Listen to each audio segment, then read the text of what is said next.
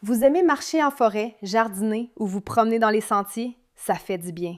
Mais cette saison, il y a un petit visiteur dont il vaut mieux se méfier, la tique à pattes noires. Ces minuscules bestioles peuvent transmettre la maladie de Lyme et elles gagnent du terrain un peu partout au Québec, pas seulement dans les régions où on les voyait avant. Les hivers plus doux leur permettent de s'installer dans de nouveaux secteurs. Rien d'alarmant, mais une bonne raison d'adopter quelques réflexes simples. D'abord, à quoi ressemble une tique? Très petite, à peu près la taille d'une graine de sésame. Au stade jeune, encore plus minuscule. Elle ne saute pas, elle ne tombe pas des arbres. Elle attend, accrochée à un brin d'herbe que vous la frôliez. C'est pour ça que les jambes sont souvent le premier point de contact.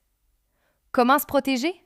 Quand vous marchez en nature, portez des vêtements longs, de couleur pâle pour mieux repérer les tiques et restez au centre des sentiers. De retour à la maison, prenez le temps d'inspecter votre peau, surtout les plis, derrière les genoux, les aisselles, la taille et le cuir chevelu. Une douche et un tour des vêtements à la sécheuse complètent le tout. Et si vous trouvez une tique accrochée, pas de panique. Retirez-la rapidement avec une pince fine, jamais avec les doigts.